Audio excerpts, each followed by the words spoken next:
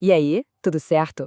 Olha só, hoje a gente vai fundo numa questão que está bem no coração de uma das expressões espirituais mais ricas e, olha, complexas do Brasil, a Umbanda. Afinal, ela é uma religião, com suas estruturas, ritos e tudo mais, ou seria uma filosofia de vida guiada por uma ética bem particular? Essa pergunta, você vai ver, leva a gente para uma jornada fascinante pela alma brasileira. Para a gente desvendar essa história, nosso caminho vai ser o seguinte. Primeiro, vamos entender por que essa é uma questão de identidade. Depois, a gente olha para as estruturas de religião e para a ética de uma filosofia. Aí vamos ver como a Umbanda sintetiza a alma do Brasil, como ela enfrenta o branqueamento e a resistência, e, no fim, por que ela vai muito além de qualquer rótulo. Bom, vamos começar por aqui. Antes de mais nada, é preciso sacar por que essa pergunta sobre definir a Umbanda é tão importante. A gente não está falando de uma caixinha simples, mas de um universo inteiro de significados. E aqui está ela, a pergunta central que vai guiar nossa análise. É uma coisa ou outra? Religião organizada ou uma filosofia prática para a vida? A resposta, como a gente vai ver, não é tão simples assim. A Umbanda é bem mais que um sistema de crença, sabe? Ela é, na verdade, um resumo da própria história do Brasil. Ela pega de matrizes indígenas, africanas, católicas, espíritas e mistura tudo numa linguagem única. No fundo, é como se fosse um espelho da formação do nosso país. Agora, vamos analisar o lado que diz que a Umbanda é sim uma religião. E para isso, a gente vai ver que ela tem estruturas bem claras e um processo de organização bem definido. Olha que interessante essa linha do tempo. A gente vê uma evolução bem clara. Antes de 1908, já existiam práticas como o Calundu, lá no século XVIII, que eram rituais afro-brasileiros de cura. Mas o marco mesmo é 1908, com o Zélio de Moraes. Dali para frente começa um movimento para organizar a coisa, que vai dar na criação de uma federação e até num congresso para unificar as práticas. Isso mostra um esforço total para se firmar como religião. E essa é a base de tudo. A Umbanda não apaga de onde veio, ela transforma as origens em algo novo.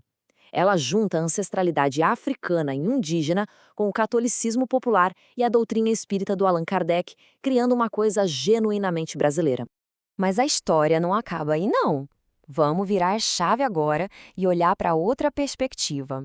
A Umbanda como uma filosofia, que foca muito mais numa ética de vida do que em dogmas rígidos.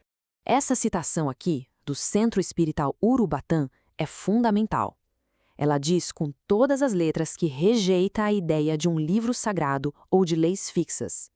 A proposta da Umbanda é outra: encontrar o sagrado na natureza, se guiar por uma ética que vem de dentro e não por regras que vêm de fora. E este quadro aqui deixa a diferença bem clara, né? De um lado, o dogma, que é baseado em leis fixas, impostas. Do outro, a Umbanda, que propõe uma base de ética e bom senso, com orientações que são flexíveis e que nascem da razão, da observação. É uma abordagem bem diferente da espiritualidade.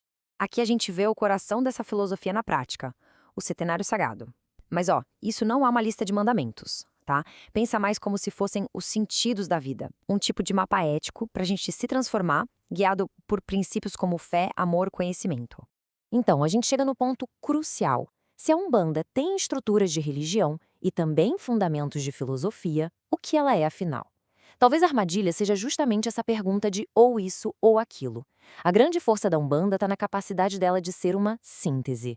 Eu gosto muito dessa definição. Pensar na Umbanda como uma gramática da alma brasileira ajuda a gente a entender o papel dela. Não é só uma religião.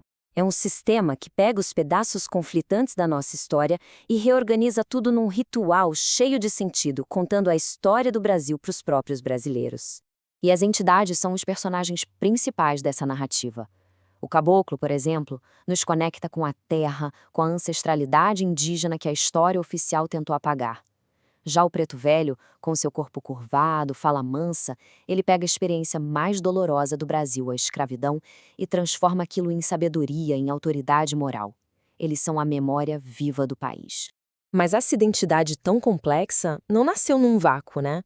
Ela é forjada no meio de tensões sociais muito profundas.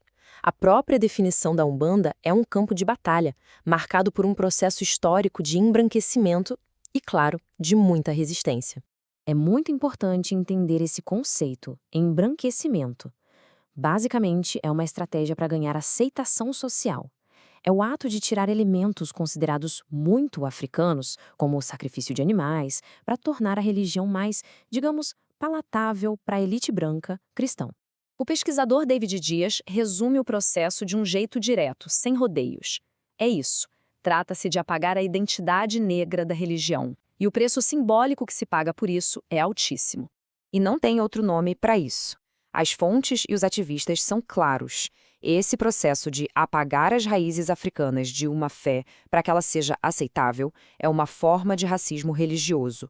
Ponto. E olha, essa não é uma discussão teórica de livro, é real e violento. O que o David Dias fala aqui é muito forte porque mostra as consequências na pele. O racismo religioso mata. A roupa branca, que é um símbolo de fé, pode virar um alvo de violência, muitas vezes cometida em nome de um Cristo que, segundo o próprio David, não teria problema nenhum com a fé dele. Diante de toda essa complexidade histórica, social e espiritual, fica claro que rótulos simples como religião ou filosofia simplesmente não dão conta do recado. A gente precisa ir além. E aqui a gente chega no coração da nossa conclusão. A Umbanda desafia essa lógica do ou isso ou aquilo. Ela não cabe numa caixa só. A identidade dela está na soma, está no é. Então, para resumir, a Umbanda é, sim, uma religião com seus rituais e organização. E, ao mesmo tempo, ela é uma filosofia de vida, com uma ética prática para a evolução de cada um. A genialidade e a força dela vem justamente dessa capacidade de ser as duas coisas, de transformar a mistura, o conflito e a diversidade do Brasil numa identidade espiritual potente. E a gente termina com essa reflexão. O que uma fé tão complexa que transforma a própria formação do Brasil em ritual pode ensinar para a gente? O que ela nos ensina sobre como lidar com as nossas identidades, com nossos conflitos e sobre encontrar formas de resistência e sabedoria. A Umbanda, na sua essência, continua fazendo essas perguntas para todos nós.